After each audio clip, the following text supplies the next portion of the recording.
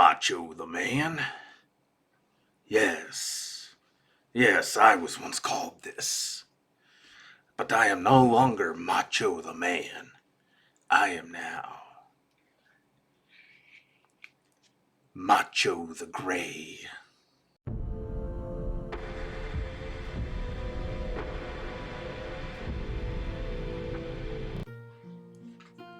Hello there, everyone. Welcome back down here to the Gamer's Den with me, your host, Jordan, your master of lore and storyteller extraordinaire, here to go on with our first edition Pathfinder Wizard Guide today, taking a look at the overall strategies and tactics, but also talking about a few clarifications and addressing a couple of errors that were made recently, and we'll be getting into that shortly. But before we do, if you're new here to the channel, then go on down there, hit the subscribe button, and become a regular member here at the Gamer's Den. Or if you've already gone on ahead and listed yourself on just such an incredible roster of legendary heroes, then go on down to hit the like button and share the video far and wide. Now, let's start talking about some things that we really need to correct, as my most adorable co-host Finn is off playing with some various toys of his. To start with, something that was kind of not misstated, but definitely worth clarifying. Wizards don't get reach weapons. This is something that was pointed out by Captain Crank as a clarification, and yeah, you don't have proficiency with anything that would be a reach weapon, so you would need a feat to go with that. Now, certain different character races, different ancestries have that, different options will have that. Humans can get it if they trade out their bonus feat for another trait. The name is escaping me, but I have it written down, but they can trade that out for 2 weapon proficiency feats of their choice that's appropriate to their culture. Dwarves are proficient with numerous weapons, in particular ones that have the word dwarf in them, or dwarven. Same for elves, same for orcs, and I believe that applies for half-orcs as well. Maybe not. But in any case, you do have a couple of different avenues to go if you really want to open up the range of weapons that you have there. And going with something that offers up a reach weapon can be incredibly useful, but it is worth noting that any kind of martial weapon proficiency is still probably going to serve you fairly well. So, now that we've hit that, there's one other thing to point out real quick. Pointed out also by Captain Crank and by Ice Detail, is that the mnemonic vestment is only for spontaneous spellcasters. And yeah, that's something worth pointing out there, because that is a good bit of versatility, being able to use a scroll without having to consume it using that vestment. That would be massively useful, and it did give me an idea for a version of it that would work for prepared spellcasters, but then you fall into the trap of, well, prepared spellcasters, they just need the scroll, and then they can copy down the scroll into their spellbook, but you're not necessarily guaranteed to get that done, because you have to make a spellcraft check in order to get that done. But you know, it's something worth considering, because maybe you find a scroll in an area where you don't have immediate access or the time necessary to do all that copying, to move it over into your own spellbook. So that would be a situation where you could still utilize the scroll, but keep it around so that you can copy it down to your spellbook later. But that's a fairly specific scenario and may not be worth the investment, but still it's an interesting enough idea that if you wanted to take it and run with it, I would really recommend that. Now, we're going to move on from there now, and we're actually going to take a look at the build that we put together here today. And so we are looking at Macho the Gray. Now, we have not gone all the way to high levels with this. We're just looking at a level 3 human wizard here. Now, at this point, your character should end up with 22 hit points, have an AC of about 12, assuming you haven't picked up any light armor that doesn't incur an arcane spell failure chance. So you'll be looking at a 12, touch armor class of 12 from your from your dexterity bonus, and your flat-footed armor will be 10. However, you get a +4 to all of these anytime you have mage armor going. Your strength score is going to be at a 19, too, because we put miscellaneous stat modifier towards strength, and then we get another point of strength from another source that we'll talk about later. This gives us a +4 strength modifier. We have a dex of 14 for a +2, a con of 14 for a +2, an intelligence of 18 for a +4, a wisdom of 13 for a +1, and a charisma score of 10 at a 0. So we're not, it is our dump stat, but we're not taking any negatives there either. Fortitude and reflex saves are going to be at a +3, which, not terrible. Will saves are going to be at a +4. They could be higher if we had a better wisdom score, but really they're not in a terrible spot and they will improve. Our attack bonus, we have a +1 attack bonus. Melee, this comes out to a +5 attack bonus, and at range, we have a +3 attack bonus. With a combat maneuver bonus of +5 and a combat maneuver defense of 17. Our initiative score is at a +10, 2 from our dexterity, +4 from improved initiative, and +4 from our familiar. Traits, we're going to pick up Hedge Magician for a -5% magic item creation cost reduction, and Desperate Focus for a +2 trait bonus to concentration checks. Hedge Magician was a trait that had been recommended by another commenter. I apologize for not recalling your name off the top of my head, but I reserve the right to improve and adjust anytime somebody points out something worthwhile, worth considering, and something that would work well with the build. I mean, the only way we're going to improve is by learning from multiple sources. So now, we go on to our school specialization, and it's one that did not get covered earlier, but I didn't worry about it because we're talking about it now. We are going with the Enhancement School, which is a sub-school of Transmutation. The first ability you get out of it is Physical Enhancement. Gain a +1 enhancement bonus to 1 physical ability score, which is our strength. This is that errant extra +1 we were discussing. This increases by +1 for every 5 wizard levels. This can be changed each time you prepare spells, and at level 20, this will apply to 2 ability scores, Strength and Constitution.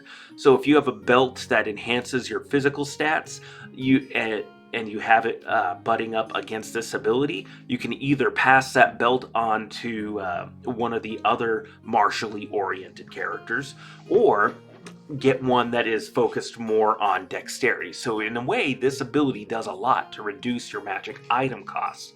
It does take a little bit to get there, though. Then we have Augment for your next ability. Standard action and touch target to give either a +2 enhancement bonus to an ability score of your choice, or a +1 bonus to natural armor that stacks with any natural armor bonus already in place. And it's that last one that's really cool, because normally, if you have a natural armor bonus and another natural armor bonus, the higher of the two is the one that applies. The other one is overwritten like it's not really there.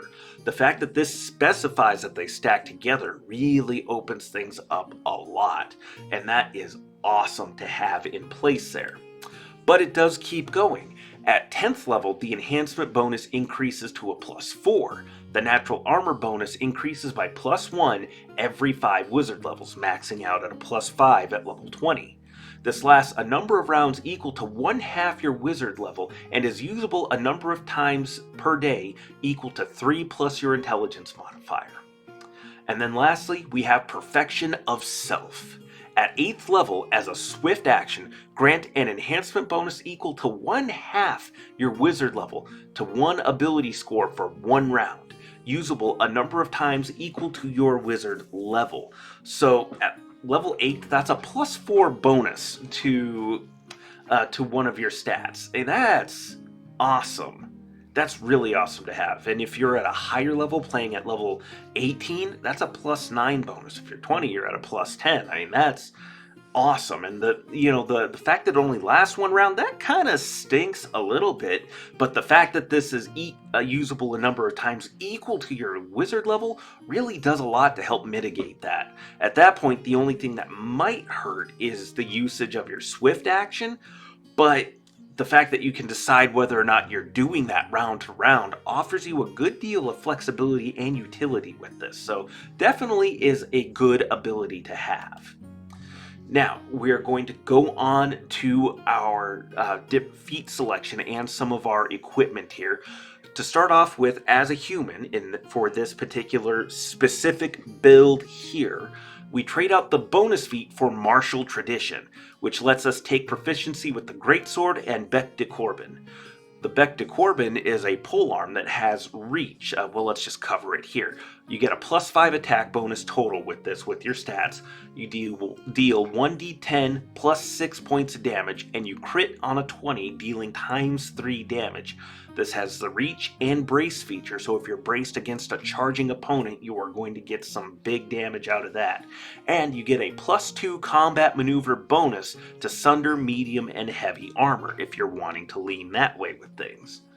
For your ranged weapon option, we're going to be looking at a light crossbow, which has +3 attack, 80-foot range increments, deals 1d8 damage, and has a 19 to 20 crit range with a ×2 multiplier. So not bad, pretty respectable there, and will help see you through several fights where you may have run out of spells. As far as feats go, we're going with what we had listed. Toughness, level 1 for a +3 hit points, and then +1 from level 4 onwards. Thank you, Captain Crank, for pointing out that correction. And then we are also grabbing Improved Initiative at level 3. It sucks that we're burning our bonus feat and not getting everything else we had on our list, but given that we had 2 open levels at the very end of our feat portion of the guide, we're pretty comfortable playing around with this a little bit. And this does get us 2 excellent weapons that are going to deal a significant amount of damage. Now, the reason why I'd say start off with the Bec de Corbin is it costs you less than the Greatsword does. Greatsword costs like 50 gold pieces, I think. So if your DM is a little bit of a stickler at character creation and wants you to follow more or less what's written down as far as your starting gold and using that to purchase your equipment and everything, the Bec de Corbin will be a reach weapon that keeps you out of the fight enough, takes advantage of your high strength score, deals a hefty amount of damage, and has a bracing option to deal with charging opponents. All the way around, pretty handy start. But a Greatsword, the moment you're able to grab one, that's going to be 2d6 plus 6 points of damage. So your average damage range is going to increase significantly, considering that the minimum you're going to be doing is 8 points of damage versus the 7 you're doing here. It's going to be a more consistently higher output of damage, is I guess the point I'm getting at there. So let's move on for now before I talk myself into another corner. For your skills, we're going to have Fly at +8, Craft at +10. I left that blank because whatever crafting ability or skill you feel is appropriate for you to be able to craft wondrous item is there. You just have that there as is. Knowledge Arcana, Dungeoneering, and Planes Religion are all at a +10. Spellcraft is at a +10, and we're going to pick up Perception for a +4. Even though it's not a class skill, Perception is the most rolled skill in the game. So even though you may not be the best at it, with different magic enhancements and items that you can throw in with it, and the fact that you're bringing a familiar into the mix with this means that more people rolling Perception increases the odds that somebody is going to succeed at it. And if you're wondering why these various skills are up that high, we've only put 3 ranks into each of these skills, but anytime you put a single skill rank into a class skill, you get a +3 miscellaneous modifier. So that's why everything's hitting about a 10 there. But this is a very, very knowledgeable character when it comes to all of these different matters. And we still had some... did we have some skill points left over? I forget. I don't want to do the math right now. Moving on. Spells known. First level, we have 9 spells, and this assumes that you haven't had any opportunities to just learn or copy down extra. This is just going with the rules as they're written for how many spells you get. Starting at first level, we have Mage Armor, then Summon Monster 1, Magic Missile, Long Arm, Color Spray, Enlarge Person, Grease. We're also going to grab Expeditious Retreat for an additional 30 feet of movement, Gravity Bow, so that your crossbow deals 2d6 points of damage instead of 1d8. And then for second level, we're going to grab Mirror Image and Glitter Dust. Now, this number of spells here is going to be pretty handy overall, going to be fairly useful for you. Just bear in mind, you are probably going to have multiple opportunities to learn other spells. So this is by no means comprehensive to anything you might possibly have, but it should be a pretty good start for any kind of wizard, but in particular the Macho Mage, especially Long Arm paired with the Bectic Corbin. That's a significant amount of reach and threatened area for you to make use of, or Enlarged Person as well. Now, as far as things that you are going to pick out for your character, you do have to pick up opposed schools since we're going with a transmutation sub-school. And for this, we have Necromancy and Illusion. Necromancy, about the only spell that is going to be of significant value to you right off the bat when you gain access to it, is False Life. Otherwise, you can pretty comfortably have this one as an opposed school. And bear in mind, this doesn't mean you can't cast any of these spells. It just means that they're going to take 2 spell slots instead of 1. And the second one I would nominate would be Illusion. Illusion has a lot of room and opportunities for creativity. They can be incredibly useful, but they also have a habit of being relatively DM dependent, depending on how your DM likes to rule on things like magic and the setting and illusion spells themselves. The value of them might go up and down a little bit more than some of the other schools of magic do. So that's just something to bear in mind there. But even if you have a DM that is pretty cool, pretty chill, and allows illusion magic to work, you could still be pretty comfortable having this as an opposed school. Now, the reason why you want to keep the other schools, well, Abjuration has all of your defensive spells. Conjuration has summons, teleportations, and brings in things like black tentacles. Divination has scrying spells and a great deal of other utility. Enchantment has a lot of utility and buffing spells. Evocation would be another good nomination as an opposition pick. This is mainly damage spells, but since we're going for flashy, exciting, and fun with Macho the Grey, leaving Evocation as just a school that you have at regular access to is going to be pretty handy and thematically on point. I mean, you gotta have those pyrotechnics when you make your big display and your big entry. For our familiar, we are picking up the Green Sting Scorpion to start us off, and that gets us a +4 initiative bonus. Now, I wanted to be careful because the improved initiative feat didn't specify a type bonus, and neither does the Green Sting Scorpion.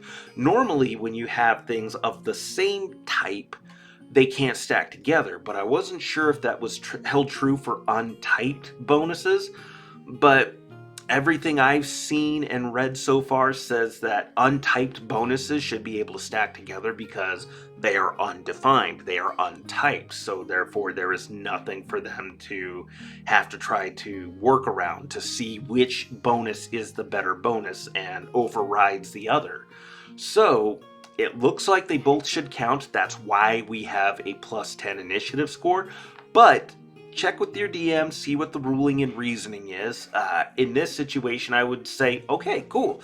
Yes, you have found something neat that works together, I'll allow it. Especially since the familiar can be removed, and if the wizard is more than a mile away from their familiar, they lose the bonus. So it's something that can go away, whereas the feat cannot. So I figure that's enough of a difference there, and it's a means of attack, and anybody paying attention to the priority of geeking the mage knows that killing the mage's familiar can be a great start to doing all of that. But this is just a taste of what's possible here. I haven't even gone into higher levels when we get to more advanced magics. I mean, by the time you hit 5th level, 6th level as a wizard, and you get into the 3rd level spells where you have haste, oh my goodness, things get really ridiculous. I mean, your attack bonus hasn't progressed a whole heck of a lot, but you are getting an extra attack out of having haste going, and you're applying that to yourself, to the fighter, to the paladin, to the ranger, to the cleric, on and on and on, to any animal companions or hirelings that might be present. I mean, as much as hirelings can be the kindling and the fire of business success, you can still buff them up and make that kindling that much more valuable. But what do you think? Go on down to the comments below and let me know your thoughts. Do you like Macho the Grey? Do you dislike him? What other recommendations might you make towards players starting out with the wizard? Certainly there's so much more we can do, and let me know if you want to see something put together with a more advanced wizard. It's like I said, I thought about it, but we're nearing 20 minutes as it is, so we're going to go ahead and call it there for now. Let me know your thoughts in the comments down below. Hit those like or dislike buttons, and remember to subscribe to the channel down below. Thank you all so very much for your time, and you all have yourselves a good night.